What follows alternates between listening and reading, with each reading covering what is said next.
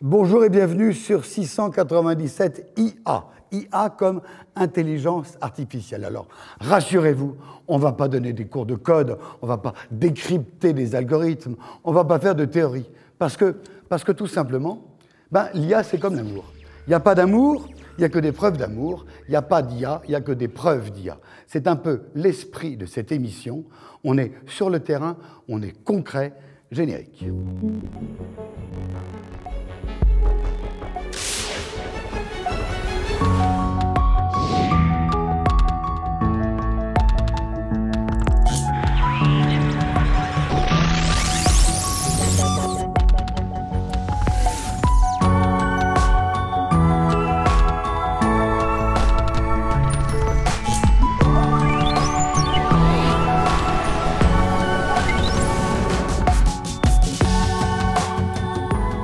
Nous sommes à Chalon-sur-Saône, dans les anciennes usines Kodak, émission en public, merci d'être venus si nombreux, avec un jury, souriant mais implacable. Tout à l'heure, devant eux vont plancher 3 startups. Ils auront quelques instants pour essayer de vous convaincre. Et puis, dans cette première partie d'émission, un intervenant.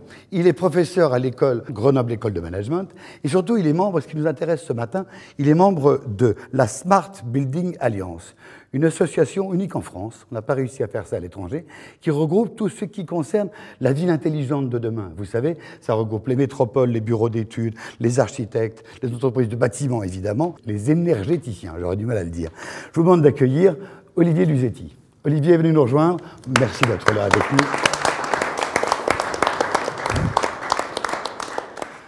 Smart Building, pour ceux qui ne parlent pas couramment anglais, le bâtiment intelligent, la ville intelligente. Ça va? Ça existe? On peut se poser la question. Justement, je ne voulais pas parler de Smart Building Alliance, je voulais parler plutôt de l'intelligence des citoyens et l'intelligence des usagers finalement de la ville et du bâtiment. Parce qu'on peut encore aujourd'hui se demander s'il y a de l'intelligence dans les bâtiments sans l'intelligence humaine. Donc c'était un petit peu l'angle d'attaque que je voulais avoir sur ce sujet. Il n'y a pas de Smart Building, il n'y a que des Smart Citizens. Exact. Et comme on dit également, dans les personnes qui s'occupent du bâtiment, il y a on appelle ça la maîtrise d'ouvrage. Et nous, on insiste sur le fait qu'il devrait y avoir la maîtrise d'usage. C'est-à-dire on devrait axer plus la ville auprès des usagers pour éviter des rejets, et on en parlera tout à l'heure, de la population. Vous avez 10-12 minutes, ça vous va? C'est parfait, c'est parfait. Donc voilà, tout le monde le sait aujourd'hui, il y a urgence. Il y a une urgence principalement climatique. 7 humains sur 10... Non, excusez-moi, un humain sur 7 vit dans une des 100 plus grandes villes au monde. 80% d'émissions de gaz à effet de serre est issue de la ville. 80% de la consommation énergétique est issue de la ville. De plus en plus de maladies chroniques se répandent dans les villes. Donc on voit aussi toutes les personnes qui sont sensibles aux ondes, les électrosensibles, il y en a 15% en France, ça représente près de 3 millions de personnes. Donc il y a urgence, quelque part, à penser citoyen au sein de la ville intelligente, pour que la ville devienne vraiment intelligente. C'était l'accroche du départ. Alors j'ai eu la chance de travailler effectivement auprès de différentes structures dans le domaine de la ville intelligente. J'ai eu l'expérience de situations difficiles, justement, où on a planté des projets, parce qu'on a pensé la ville intelligente d'en haut, on a essayé de l'imposer sur les citoyens, et on n'a pas impliqué finalement les citoyens à son juste niveau. Alors des exemples concrets, notamment qu'on a pu avoir nous sur Lyon, c'est dans des quartiers où on a essayé de mettre en place des tablettes auprès des citoyens pour qu'ils puissent maîtriser mieux leur consommation. Ça a eu quelques résultats, on va dire quelques 10% d'économie, mais pour un très faible pourcentage de personnes qui l'ont utilisé. Pour la plupart, ils l'ont rejeté parce que ça ne venait pas d'eux. Ça ne correspondait pas à un besoin.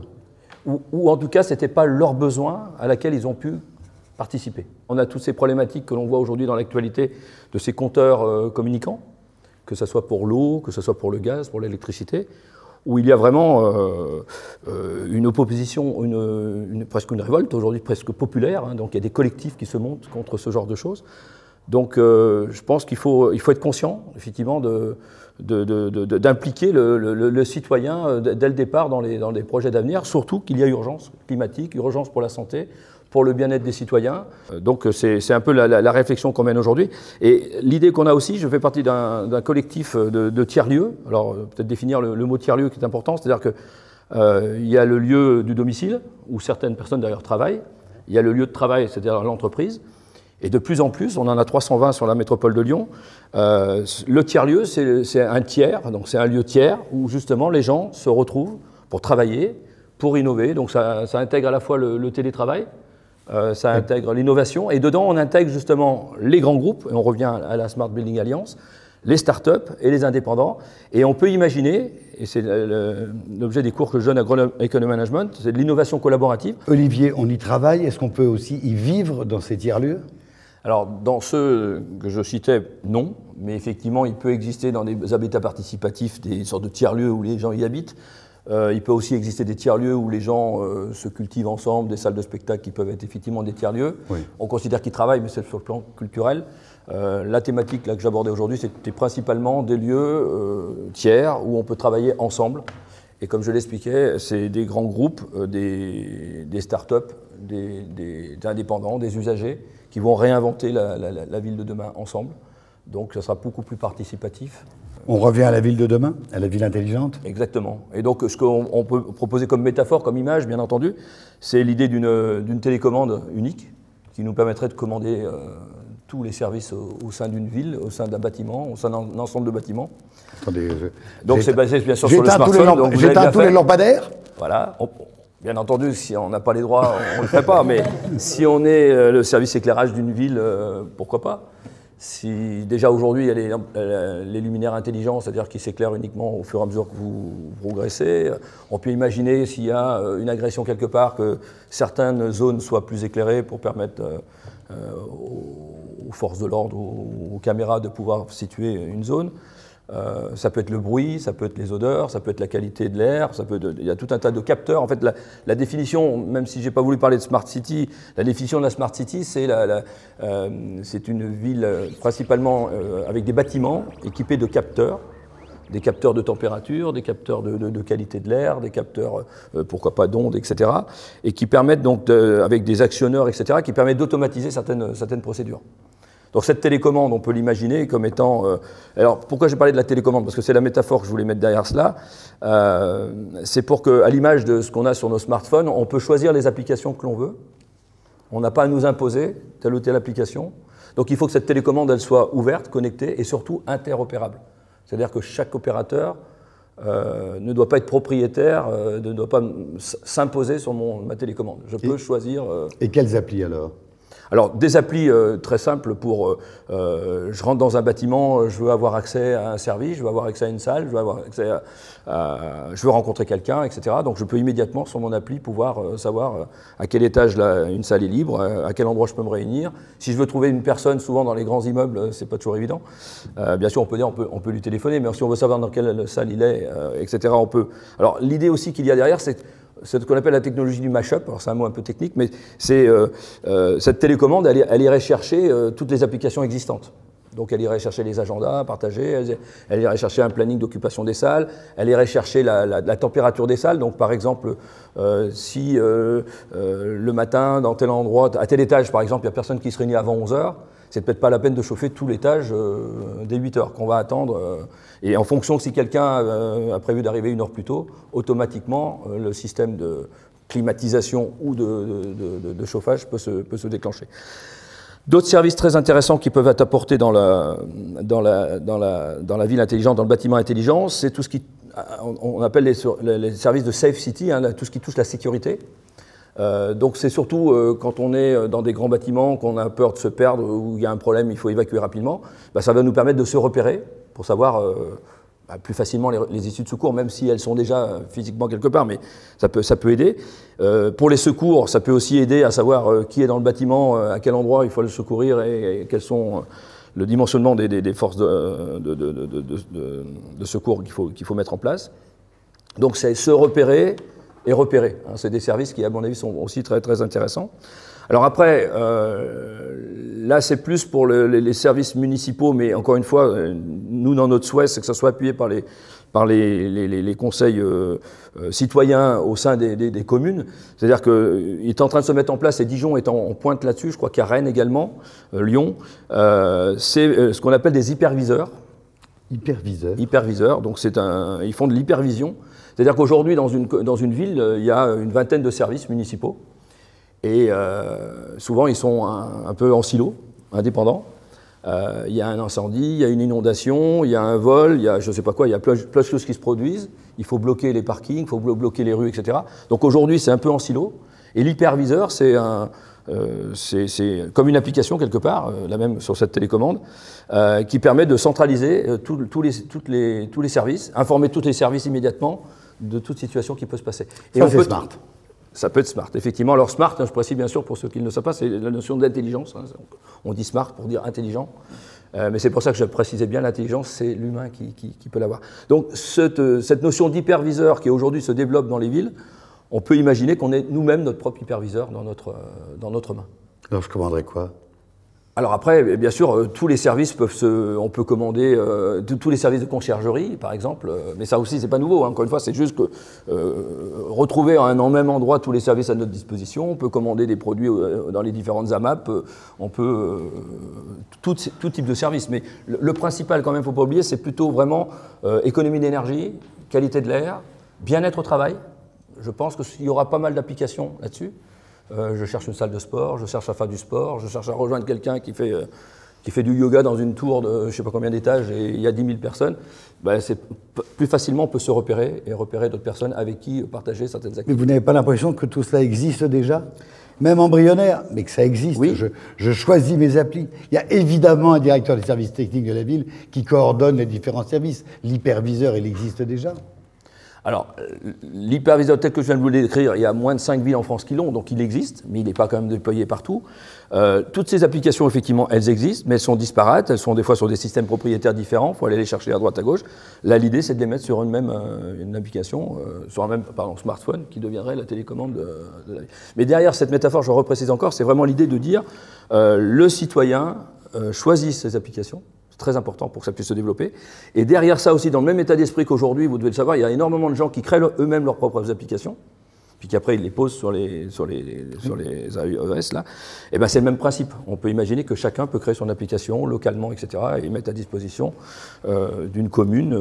Et ça, c'est important de savoir que ça ne concerne pas que la ville, ça peut concerner donc les hôpitaux, les universités, parce qu'on parle de smart hôpital. Donc dans un hôpital, c'est pareil, on a du mal des fois à se localiser, on a du mal aussi bien pour les soignants, les aidants que les malades. Donc dans les universités, c'est pareil, on peut imaginer ce genre d'application. Mais la première leçon, c'était ce que vous disiez au début, il ne faut pas imposer. Non. Ça ne sert pas, on donne des tablettes à tout le monde, ils n'en veulent pas parce qu'ils n'en ont pas besoin, il faut proposer. Il ne faut pas imposer des compteurs chez les gens, malgré qu'ils ne le veulent pas. Et on a bien vu encore récemment qu'effectivement ce genre de choses a été... Quelques mots encore ou on vous soumet au régime des questions ? Je voulais terminer peut-être sur l'avenir en fait de ce qui va se passer aujourd'hui. Donc cette révolution qui se passe dans la ville intelligente aujourd'hui, va faire naître de nouveaux métiers. Et ça, c'est intéressant. Et j'en ai identifié 3 parmi les centaines qui arriveront. Puis en plus, on ne sait pas encore tous, mais parmi ces métiers, donc il y aura l'opérateur de service, justement celui qui va apporter tous ces services agrégés sur une même plateforme de services. Il y aura beaucoup de tiers de confiance, parce que la blockchain est une réponse, mais la blockchain est un système automatisé, un petit peu anonymisé, donc moi qui prône vraiment la mise au centre de tout, de l'humain. Donc le tiers de confiance. Ce serait un notaire ou un banquier ?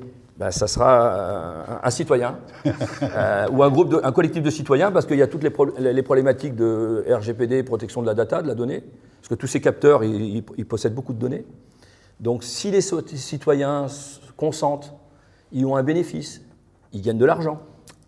Parce que selon certains sondages, ils sont très intéressés. Ça m'intéresse beaucoup, oui. Ils sont très intéressés d'avoir donc de l'argent contre des données. Donc s'ils participent, ils peuvent être acteurs et donc tout ce qui touche la protection de la donnée, donc le tiers de confiance. Aujourd'hui, c'est les métropoles qui jouent ce rôle. Oui. Mais il y a quand même encore une suspicion sur la neutralité de la métropole. Bon.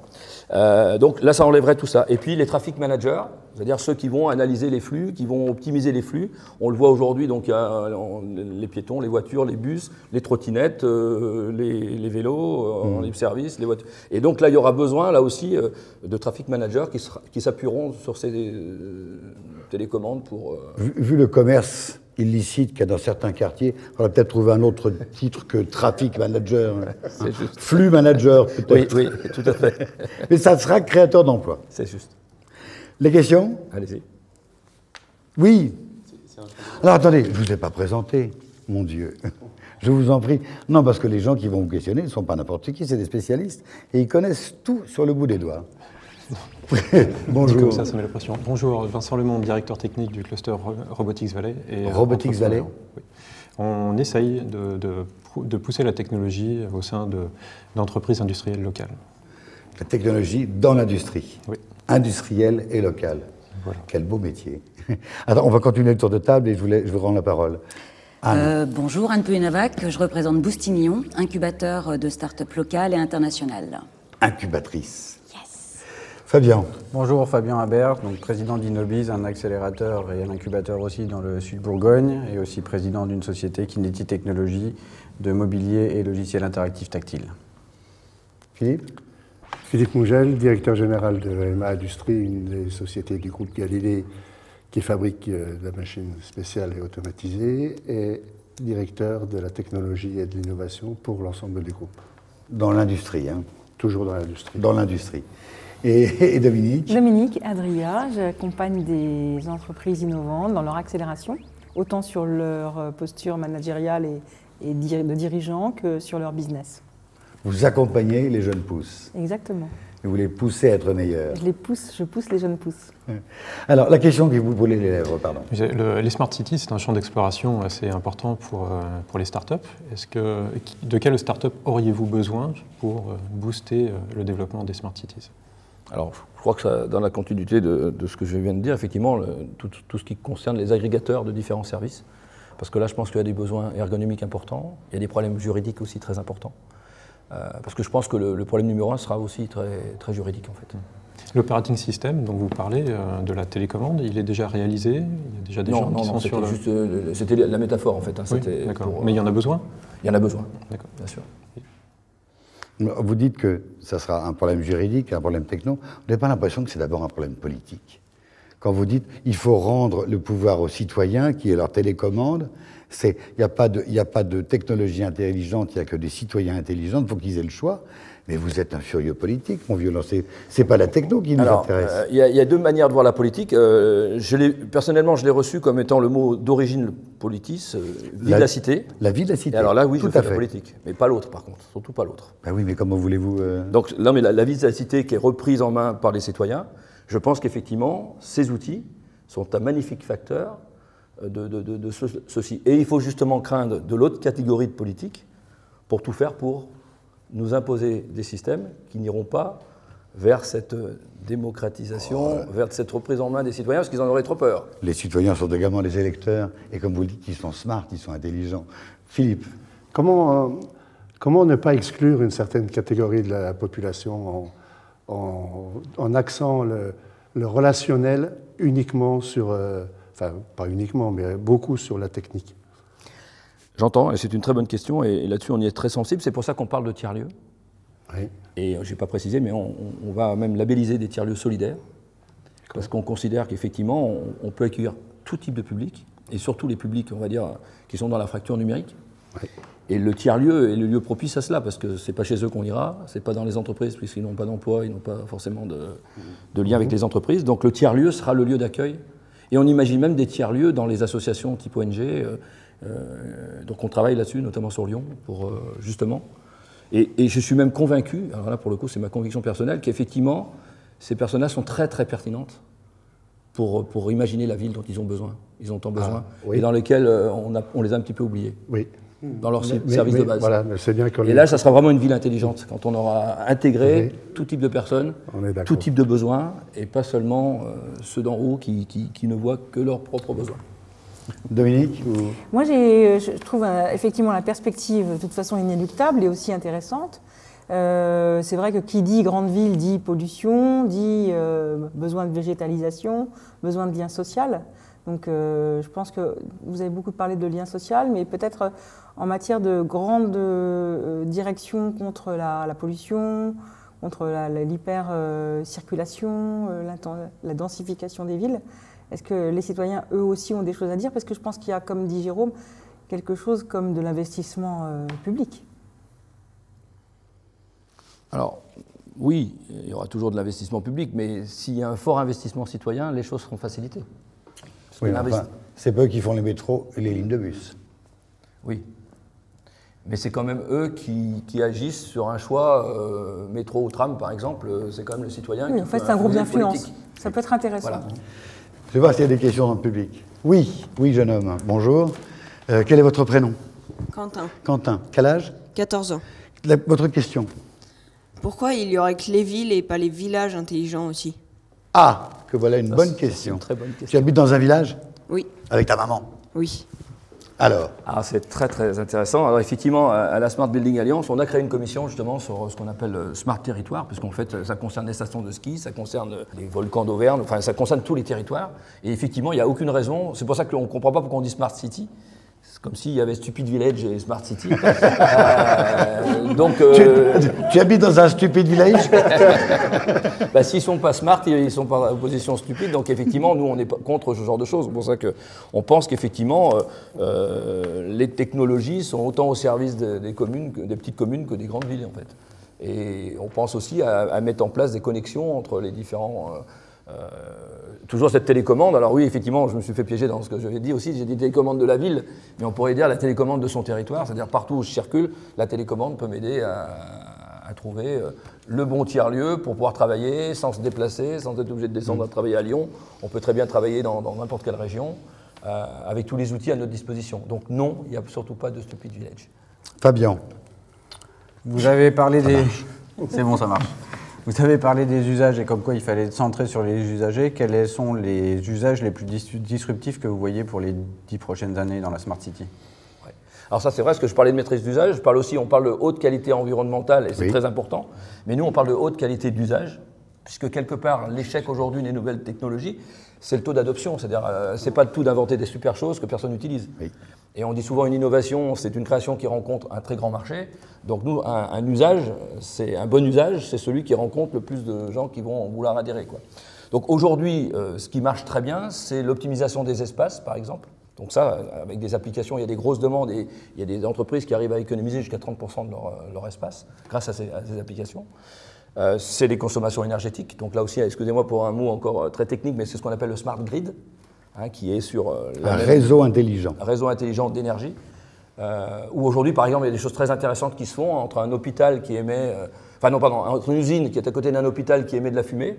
Cette énergie fatale peut être récupérée pour fournir de l'énergie auprès de l'hôpital qui est à côté. Et donc, ce smart territoire a du sens. Donc ça aussi, tout ce qui est répartition d'énergie, puisqu'elle ne peut pas se stocker, autant elle soit bénéficiaire tout de suite à quelqu'un. Et ça, c'est vraiment des services temps réel que peut permettre cette télécommande. Olivier Luzetti, le temps nous manque, hélas. On a bien compris que c'était une floraison d'idées, de possibilités, que ça allait dans tous les sens, aussi bien la vie simple, politique que l'énergie. Vous restez avec nous, parce qu'il faut qu'on passe à la deuxième partie de l'émission, mais on ne va pas s'ennuyer, parce que dans un instant, il y a 3 startups, 3 jeunes pousses qui vont se mettre sous le feu des projecteurs. À tout de suite. Merci.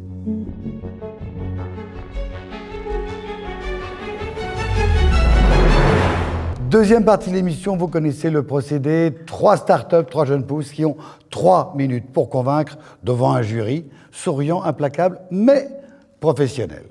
Au fait, comme tous les mois, les résultats du mois précédent, ça n'a pas été simple, parce que le jury est très divisé sur 2 startups. Et vous, le public, parce que vous avez voté, vous étiez dans le même cas. 2 startups arrivent en tête toutes les deux à quelques points de différence. Donc on a décidé que les gagnants étaient à la fois jury et à la fois grand public. C'est Quentin, vous vous rappelez de Quentin Ancry et de Rida Bourgi? Ils avaient fait RoboVision France, c'est une canne connectée, une canne intelligente pour les aveugles, pour les malvoyants. Ça c'est le premier gagnant, on pourrait presque dire ex aequo, puisque vous étiez tous d'accord avec le grand public, avec Leslie Marel qui faisait BioMarel. Là c'est une assistance pour les handicapés moteurs. Tout un système d'assistance, là aussi avec beaucoup de l'électronique et de beaucoup de connectés. Mais au fait, Philippe, qu'est-ce qu'ils gagnent ou qu'est-ce qu'ils vont gagner, puisque pour le moment, ils ne sont que présélectionnés. C'est un prix qui vous ressemble. En fait, c'est un peu un prix à votre image. À l'image de Galilée, c'est du sur-mesure. Oui, alors ce qu'ils gagnent, outre un prêt d'honneur... Un prêt d'honneur? Oui. Combien 25 000 € pour le premier. Pas mal. Pas mal. Ils gagnent surtout un accompagnement d'industriels. En fait, le groupe Galilée, c'est un groupe de 24 sociétés industrielles, a pris l'option de mentorer, d'accompagner des jeunes start-up. Alors pour nous, c'est une fenêtre sur la jeunesse, tournée sur l'avenir, sur l'innovation. C'est une formidable source de connaissances, de progrès pour nous. Mais voilà, nous, ce qu'on propose surtout, c'est d'accompagner de façon industrielle tous ces jeunes. Très concret, vous êtes sur le terrain, vous savez ce que c'est que l'industrie, vos conseils seront précieux, concrets et précis. Clairement. Alors, on va accueillir le premier candidat, vous l'écoutez, 3 minutes, vous lui posez toutes les questions et vous déciderez ensuite. Je rappelle que vous, téléspectateurs, vous pouvez et vous devez voter sur 697 IA, le code Internet, vous le connaissez par cœur.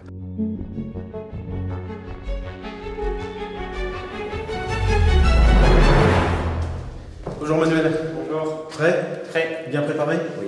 Bon, c'est bon, on y va alors. Allez, c'est parti. Notre premier candidat, il a 34 ans, il vient d'une école d'ingénieur, l'INSA à Rouen. Il habite à Cannes. Il s'est jeté dans sa start-up depuis 3 ans. Je vous demande d'applaudir et d'accueillir Manuel Beaulier. Bonjour. Vous connaissez le principe, 3 minutes pour expliquer et pour convaincre. Top chrono. Bonjour, donc je suis Manuel Beaulier, un des cofondateurs de la société TESIC. Je vous remercie de m'accueillir sur ce plateau afin de vous permettre de nous présenter notre société TESIC, mais aussi notre ambition d'entreprise, qui est de permettre l'accès de tous, pour tous et à tout moment, à une eau de qualité. L'accès à l'eau est un droit fondamental, et bien que les Nations Unies l'aient inscrit comme objectif prioritaire, aujourd'hui près d'un quart de la population mondiale, donc 2 milliards d'habitants, utilisent une source d'eau contaminée. Notre solution, notre projet, traiter l'eau au point d'usage, c'est-à-dire schématiquement au moment et à l'endroit où on le consomme, au robinet. C'est pourquoi nous avons créé TESIC en 2016, en créant Uvoji, le premier réacteur de désinfection d'eau français breveté utilisant la technologie LED UV, étant une véritable rupture technologique dans le monde du traitement d'eau. Ce n'est pas une rupture technologique. Depuis très longtemps, on désinfecte l'eau avec des lampes à UV. Alors la rupture technologique, elle est justement dans les avantages, qui est grâce à la LED UV, on peut traiter l'eau à la demande de manière instantanée et un des plus importants, sans aucune maintenance. J'avais des ampoules, j'ai des LED. C'est exactement le même processus d'il y a 10 ans quand on passait de la lampe à l'ampoule, à la LED. L'utilisation de la LED nous a permis de miniaturiser les composants et donc le produit. L'utilisation de la basse tension, donc du 12 ou du 24 volts, nous permet de le coupler aux énergies solaires et de le rendre autonome énergétiquement. L'eau, c'est aussi le premier vecteur de propagation d'épidémies. C'est ainsi que nous travaillons avec les associatifs et les humanitaires, comme le prouve notre récent partenariat signé avec la Croix-Rouge française, pour développer nos produits sur leur terrain d'intervention, mais aussi dans leurs centres médico-sociaux. Ce produit est aussi particulièrement adapté à un usage domestique, pour les zones qui n'ont pas l'accès à une eau viable ou potable de par l'absence d'infrastructures, la vétusté des réseaux ou la contamination des nappes. Ainsi, en l'utilisant sous son évier, un utilisateur peut bénéficier d'une eau de qualité et ainsi réduire sa consommation de bouteilles plastiques, ce qui lui permet de faire des économies, tout en diminuant son impact environnemental. D'un autre côté, nous travaillons aussi avec les industriels qui distribuent l'eau au point d'usage, donc ça va être les fontainiers, les nébulisateurs, les brumisateurs, les kiosques à eau, qui ont besoin d'un étage de sécurisation dans leur système pour se prémunir d'une éventuelle contamination bactériologique. Aujourd'hui, la compacité de nos produits, le traitement à la demande et instantané sont des atouts pour nous pour aller sur ces marchés. Vous l'avez compris, avec notre produit, on souhaite avoir de l'impact, un impact sur l'accès à l'eau, mais un impact aussi environnemental, puisqu'avec nos produits, on permet de diminuer la consommation de plastique. C'est pourquoi nous avons lancé un vaste plan de développement industriel et commercial, centré autour d'une levée de fonds, en partie via une plateforme de crowdfunding, un système participatif qui colle parfaitement aux valeurs de notre entreprise. Et donc... Top. Désolé, on dit 3 minutes, c'est 3 minutes pour tout le monde, hein, car vous avez un petit peu débordé. Juste avant que le jury vous pose des questions, quelques considérations techniques. Ça pèse lourd, ça coûte cher, ça fait quel débit? Alors ça pèse à peu près 1 kg. Ça coûte cher, ça coûte entre 300 et 700 euros suivant le modèle, la taille et si on l'équipe de filtre. Un ratio à ramener aussi avec la consommation de plastique de bouteilles des gens, qui est aux alentours de peut-être 700-800 euros par an, mais on ne s'en rend pas compte. Le débit? Et alors on monte jusqu'à 0,5 m3 et on va d'ici la fin de l'année arriver au mètre cube ou 2 m3. Et pour avoir 500 litres d'eau à l'heure, combien de watts? 70 watts. Une vieille ampoule, une grosse ampoule. Une vieille ampoule, sauf que là vraiment c'est quand l'eau elle passe, ça s'allume, quand l'eau passe plus, ça s'éteint. Donc il faut voir que dans une journée, imaginez-vous le temps que vous utilisez un robinet, quoi. Pardon de nous avoir pris la parole. Chers membres du jury, qui veut... Est-ce que vous avez déposé un brevet ou oui. Qu'est-ce qui empêche les autres d'utiliser des LED également? Alors il y a d'autres personnes qui font... Il y a 2 concurrents directs qui ont eu un rôle d'évangélisation sur la composante LED, un qui est au Canada et un qui est aux États-Unis. On a un brevet pour notre produit et notre utilisation qui est déposé en France, qui est en France et déposé à l'international. Dominique? Il y a 2 marchés que vous avez évoqués, le marché des pays développés, et là la lutte, c'est plutôt la lutte contre la consommation de bouteilles plastiques, et le marché des pays en voie de développement où il existe une consommation d'eau risquée avec des bactéries. Vers quel marché vous orientez-vous stratégiquement en priorité? Alors en fait, on a plutôt un marché qui va être celui du particulier, ou qui va être vers des canaux de distribution avec des distributeurs, donc ça va être le particulier pour son robinet. Sur l'Europe, ça va être en effet pour les gens qui utilisent des puisages, des forages, un bateau, un camping-car, et des applications qui sont plutôt à l'étranger, où là vraiment, nous, on ne se rend pas forcément compte en France, mais l'eau au robinet n'est pas potable, quoi. Et après, le deuxième canal, c'est plutôt le B2B, avec, comme je disais, les distributeurs sur lesquels on va attaquer en direct. Et on a aussi, bien sûr, l'ONG. Aujourd'hui, la priorité, elle est avec les ONG, parce qu'on a un partenariat avec la Croix-Rouge française, et sur le B2C avec des distributeurs. On en a en ce moment à l'île Maurice pour l'océan Indien. On est en train d'en fidéliser sur l'océan Pacifique vers la Polynésie. J'ai une question. Si vous êtes candidat ici, c'est pour vous passer de quel stade à quel stade? Alors aujourd'hui, c'est vraiment les premiers retours terrain nous montrent l'attrait du produit. On commence à vendre depuis octobre 2018. On veut avoir une dimension vraiment internationale sur notre produit et développer donc de manière commerciale et industrielle l'entreprise en conséquence. Une dernière question. C'est fabriqué où? En France, à Montpellier. Juste, vous avez dit qu'il n'y avait pas de maintenance, par contre vous avez dit qu'il y avait des filtres en général. Ça alors en fait, voilà, en fait, voilà, la technologie, elle tue tout ce qui est bactéries, micro-organismes, donc ça va être les bactéries, les virus, les spores, etc.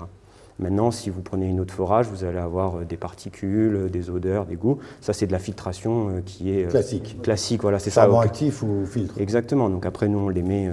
On a une cartouche 2 en 1 qui permet de traiter ça, quoi.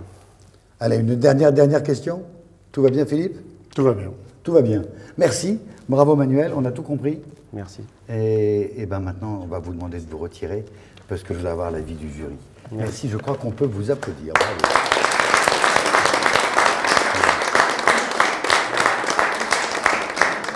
Alors, sans préjuger de votre vote final, impression à chaud. Philippe? Je me pose juste une petite question. Ils sont bien avancés dans leur développement. Ouais. Et je me demande si on est en mesure de leur apporter encore quelque aide que ce soit. Bonne question, hein? Le produit est top. Allez, on passe tout de suite au deuxième candidat.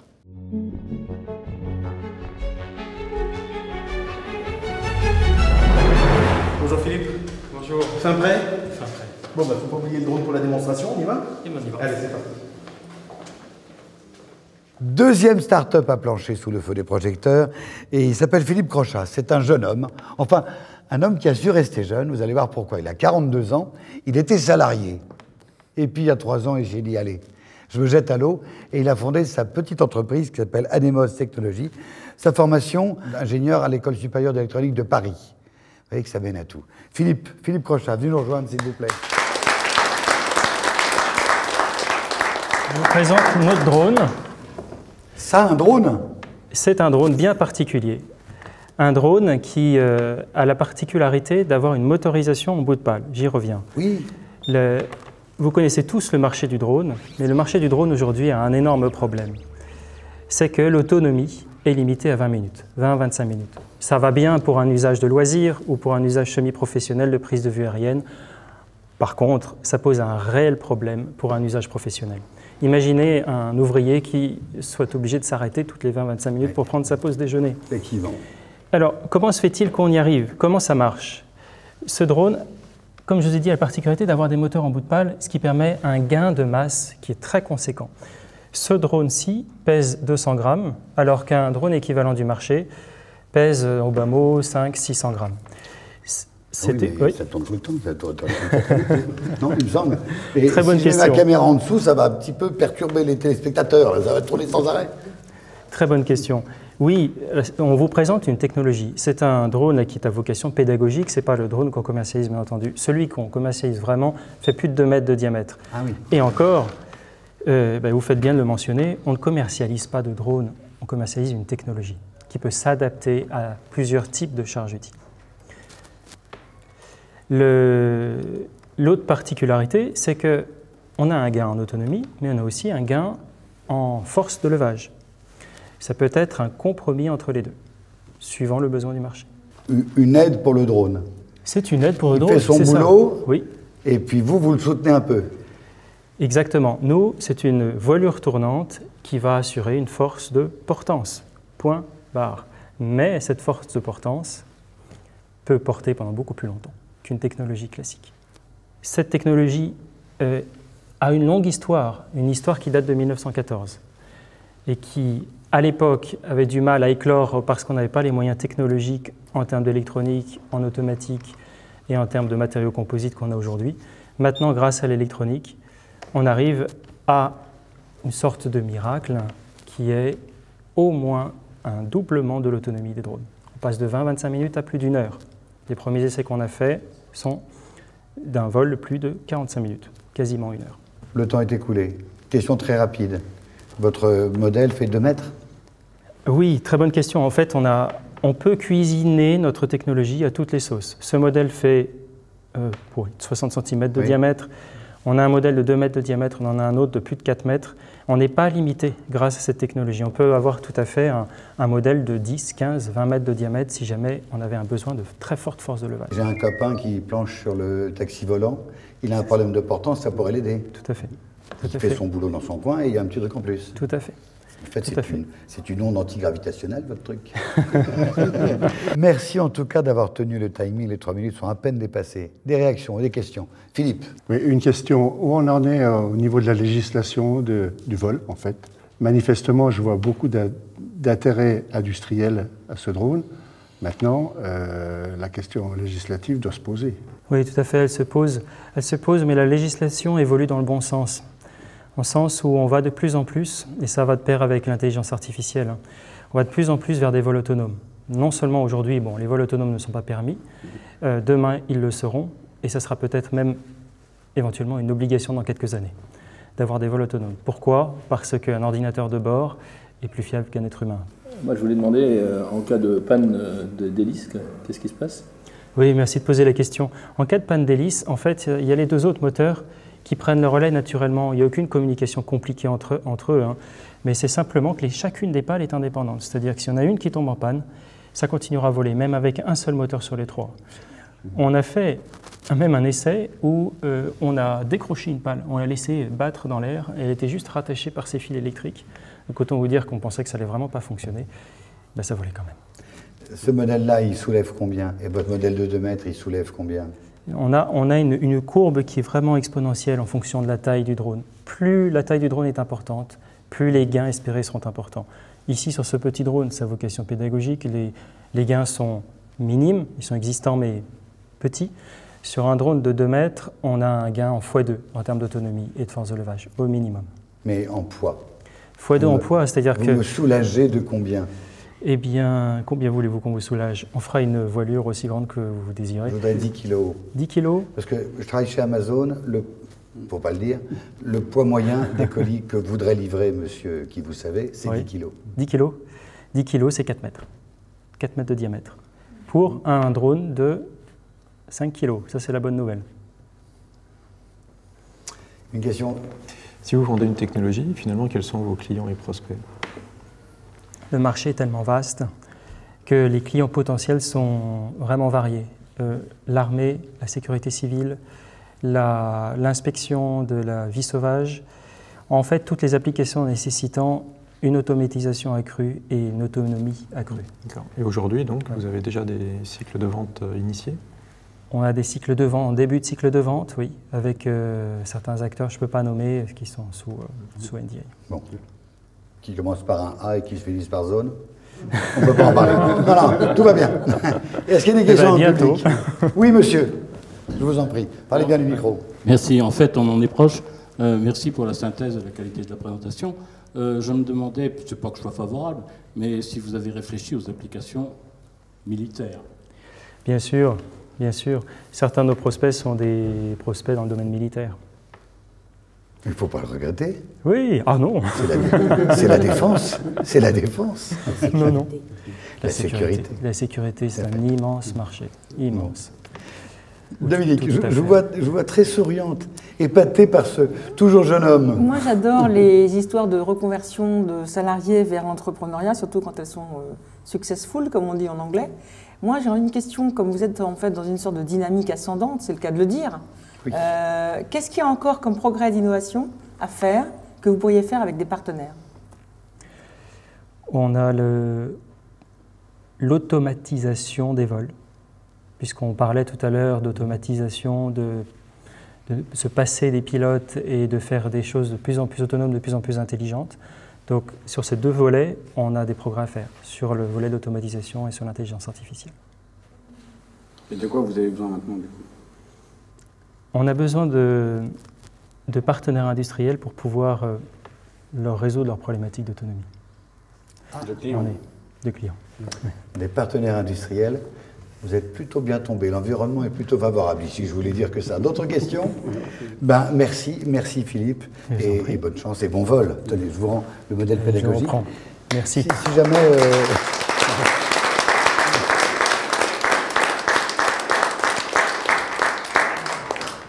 Vous n'êtes pas tombée amoureuse quand même de son cursus professionnel, Dominique? Non. Non. Réaction à chaud. Le produit lui-même et l'homme. Belle histoire? Belle histoire d'homme, oui. Marché gigantesque. Énorme marché, mon Dieu, mes aïeux. Bon, on en reparle. Hein. D'abord, on fait le point avec le 3e candidat, tout de suite.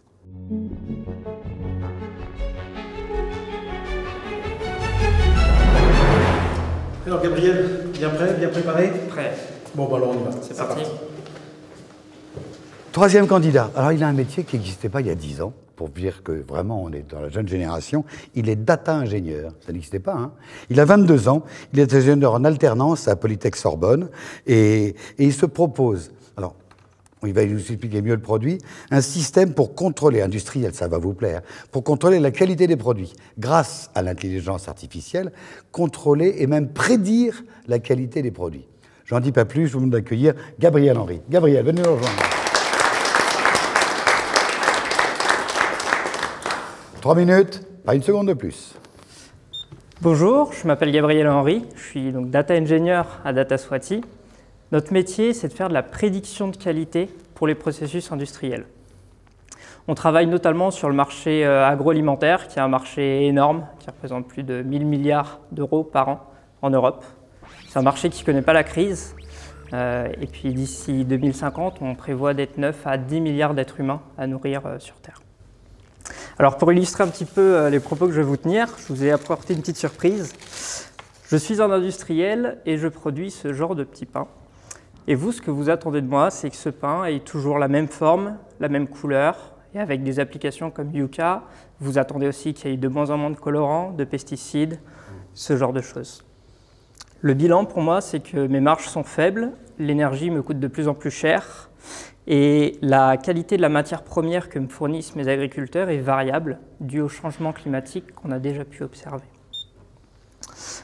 Pour obtenir ce résultat, je dépense 5% de mon chiffre d'affaires en surqualité pour garantir ce niveau de qualité, justement. Notre solution à DataSwati propose de diminuer cette dépense de 5 à 2% en quelques mois. Donc vous allez me demander comment, parce qu'il n'y a pas de magie. L'idée, c'est que les industriels ne peuvent pas mesurer en temps réel la qualité de leurs produits. Si on prend ce pain, typiquement, on ne peut pas connaître en temps réel le temps optimum de pousse de la pâte de pain, le temps optimum de cuisson, ou bien des indicateurs sur une potentielle contamination microbienne. Notre métier, notre solution, c'est d'apporter ces informations plus tôt aux industriels afin qu'ils puissent optimiser leur process et générer des gains économiques, énergétiques, tout type de gains.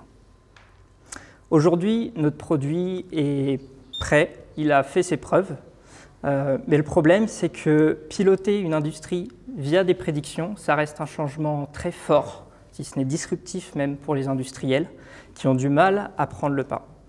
Ce dont on a besoin aujourd'hui, c'est vraiment d'aller à la rencontre de ces industriels, de leur expliquer ce que je viens de vous présenter et de les accompagner dans ce changement à travers de la formation ou même, et c'est mon métier, le diagnostic de leurs données. Est-ce qu'ils sont prêts à utiliser et à recevoir notre produit? Voilà. 2h30, on a plein de questions à vous poser. Qui commence? Monsieur l'industriel? Oui, vous savez qu'au cœur de 697 IA, on a un incubateur, forcément, et un doctorant. On vient de signer un contrat CIFRE pour un jeune doctorant, et son sujet d'étude, c'est ça. Et c'est ça sur les outils d'une des sociétés du groupe, Escoffier, qui fabrique des outils de roulage. Et on cherche à connaître, à prédire la durée de vie des outils et à améliorer la durée de vie des outils. C'est exactement ce qu'on fait, utiliser justement ces informations pour apporter ces indicateurs. Il y a encore beaucoup de recherches à faire. Je me décide moi-même d'ailleurs à poursuivre sur une thèse CIFRE avec DataSwati. Plus là sur une valeur qui nous tient à cœur, c'est toute la valeur écologique, apporter des profits aussi écologiques qu'économiques. Évidemment. Mais ça veut dire qu'il faut travailler les data en amont. Prenons l'exemple du pain que vous preniez, c'est avant même que la farine n'arrive, ou quand elle arrive, regardez quel va être le temps de cuisson. Ça suppose un savoir-faire formidable de boulanger et d'industriel. Exactement, c'est une coopération tant avec les industriels qui ont un cœur de métier et qui connaissent leur process, et nous, un côté data. On va avoir non seulement l'étude de leurs données personnelles, mais des données environnementales, la météo qu'il y a eu pour des agriculteurs ou ce genre de choses. Vincent? Pardon, Dominique. Si je comprends bien, il y a une partie éducation de vos clients. Exactement. En quoi consiste votre offre exactement? Comment vous la structurez? Alors, au départ, notre offre consistait simplement à apporter notre produit et cette prédiction. Mais on s'est très vite rendu compte que le marché n'était pas encore assez mature. Et il y a besoin d'accompagner les industriels dans ce changement. On l'accompagne en 2 points. Le premier point, c'est une formation qu'on fait à différents types de publics. On va s'adapter, expliquer les use cases de l'IA dans l'industrie, qu'est-ce qu'elle fait, qu'est-ce qu'elle ne fait pas. Et puis un deuxième point, la diagnostic de leurs données, c'est-à-dire est-ce que les données qu'ils ont actuellement dans leur industrie permettent la prédiction de cet indicateur. Si rapidement on voit qu'on ne permet pas la prédiction, on n'a pas à s'engager directement et aller partir faire de l'intelligence artificielle. Il y a déjà un travail en amont à faire sur les datas, sur leur mise à disposition, etc. Et vous n'allez pas jusqu'à l'appareillage du processus industriel pour la remontée de données, l'acquisition et le traitement des données? Alors non, on ne va pas jusque-là, ça, on a des partenaires qui le font très bien. On utilise aussi tout l'écosystème des industriels, essayer de remonter leurs informations avec leurs outils. Un industriel a déjà plein d'écrans de supervision, il n'a pas besoin d'une solution supplémentaire. Donc l'idée, c'est vraiment de s'intégrer dans l'écosystème. Pour la boulangerie industrielle, je suis bien d'accord, ce n'est pas toujours le cas. Et vous avez déjà identifié en tout cas les industries qui sont mûres, qui ont en tout cas ce niveau de qualité de données agrégées? Alors oui, nous historiquement on vient plutôt du monde de la cimenterie et des eaux usées. On a identifié le marché de l'agroalimentaire qui est, comme je vous l'ai dit, énorme. Et en client, en tout cas sur l'agroalimentaire, on peut parler de l'eau, du lait avec des risques de contamination. Et là la valeur n'a plus de prix sur le sensibiliser et prédire la contamination. Et on peut parler aussi de fromage ou de malterie. Exact, parce qu'en fait, eux, ils sont habitués à guérir plutôt qu'à prévenir. Donc ça révolutionne la façon, effectivement, d'adresser, de gérer leurs prods. Ouais. Dominique? Est-ce que, comme vous avez évoqué Yuka, il y a un aspect social, de création de communauté, d'embarquer le grand public dans votre stratégie? Alors, pour l'instant, on est vraiment sur de l'industriel. Au-delà des formations qu'on apporte aux industriels, il y a aussi, nos fondateurs font des formations en école pour préparer justement les nouvelles générations à ces métiers, à l'IA, qu'est-ce qu'on présentait justement et ouvrir les portes aux jeunes qui rentrent dans le monde de l'IA. Vous êtes combien aujourd'hui? On est une dizaine. Et combien de cas d'usage, combien de scénarios vous avez réalisés? Exactement, je ne saurais pas vous dire. Dans l'agroalimentaire, ceux que je vous ai cités ont été réalisés donc au lait, malterie et fromage. Et puis on peut citer précédemment les eaux usées et le ciment. Donc, votre entreprise Data Swati, à quel âge? Elle a 3 ans. Quel chiffre d'affaires du coup? Le chiffre d'affaires, je ne l'aurai pas en tête. Okay. Votre rôle? Moi, je suis data engineer, donc je suis en fait l'interface entre l'industriel et les data scientists qui développent l'intelligence artificielle. Et vous êtes le seul? Je suis actuellement seul et on recherche aussi à agrandir nos équipes, tant sur de la data engineering que sur de la data science. Votre prochaine étape dans la croissance, c'est quoi? C'est vraiment d'amener à maturité les industriels pour qu'ils comprennent l'enjeu de notre outil. Voilà, le pilotage par la prédiction, c'est vraiment quelque chose de tout nouveau qui n'est pas fait encore. Il faut apporter les industriels à cette solution. Allez, une dernière question, parce qu'on va voir sur le temps. Tout va bien? J'ai la chance de connaître un petit peu Data Swati et effectivement, j'essaye de faire l'intermédiaire entre des industriels un petit peu loin de cette compréhension et ces solutions innovantes. Donc je suis déjà un peu conquis. Déjà un peu conquis, hein, vous le connaissiez un petit peu. Merci, merci Gabriel. Merci à vous. Merci pour le temps, les questions sont simples, les réponses sont parfaites. Formidable, on peut vous applaudir. Bravo. Je vous en prie. Parce que j'ai besoin d'un peu d'intimité pour connaître les réactions à chaud. Vous avez l'impression que je vous vois conquis? Ah oui, oui, très bon sujet. C'est tout à fait dans le cœur de notre activité, en tout cas sur l'innovation, c'est clair. Moi, j'aime bien le côté multidimensionnel, formation et participation à la fabrication. Et le prédictif également me séduit beaucoup. Bon, je ne vous demande pas parce que vous êtes un peu jugé parti sur ce coup-là. Mais voilà, bon, c'est déjà la fin de cette émission. Le jury, dans un instant, va se réunir pour déterminer parmi les 3 startups qu'on vient de voir quels sont le gagnant, quel celui qui est. Mais vous n'êtes pas le seul à voter, vous n'êtes pas le seul à élire, parce que vous qui nous regardez, les téléspectateurs, on a besoin de votre vote. C'est très simple, il suffit de faire 697, 697 IA. On a besoin de vous, de votre participation. Quelle est d'après vous la startup, la jeune pousse qu'on a vue, plancher aujourd'hui, qui mérite le plus d'avoir un petit coup de pouce, un petit booster. Et puis profitez-en, si vous voulez, participez à l'émission. En gros, avoir la chance, non pas seulement de participer à l'émission, mais de rencontrer toutes ces startups derrière et les membres du jury. Parce que mine de rien, ce qui se passe hors antenne est aussi intéressant que ce qui se passe à l'antenne. Sur le même site, 697 IA. On se retrouve le mois prochain. On voudrait dire plein de merci à tout le monde. Il y a plein de gens formidables qui travaillent autour de ce micro-organisme, de cet écosystème formidable et généreux. On voulait les remercier tous. On a inventé un truc génial, ça s'appelle le générique. Au mois prochain, bye bye. Je dirais à une start-up comme la mienne qui souhaiterait venir se présenter qu'il n'a vraiment rien à perdre à venir ici. Qu'il a tout à gagner parce que c'est une expérience qui sera de toute façon enrichissante. Super, des projets vraiment intéressants. Que l'émission, vraiment, elle est gagnée par la bonne humeur. Une émission très intéressante. C'était une super expérience, autant professionnelle que personnelle. Les 3 personnes qui sont venues, c'était vachement intéressant. Ça permet de découvrir tous les enjeux économiques, industriels. Et ouais, franchement, j'ai bien aimé. Vraiment très intéressante, aussi bien sur la première partie que sur la deuxième partie. Donc, je suis venu à cette émission parce que j'étais curieux de voir ce qui pouvait être proposé comme parmi les startups dans l'industrie 4.0. C'est vraiment ce qu'on cherche, c'est vraiment ce qu'on veut voir. J'ai trouvé ça assez intéressant de voir les porteurs de projets et l'intervenant aussi. Dans tous les cas, c'est que du positif. J'ai trouvé cette journée à la fois instructive, intéressante, mais aussi un peu décapante quand même. Je dirais à notre entreprise de venir sans hésiter, on est très bien reçus et c'est une très belle expérience. J'ai appris pas mal de trucs et j'ai trouvé ça cool. Ah, j'ai bien aimé, c'était cool. Moi j'adore. Super.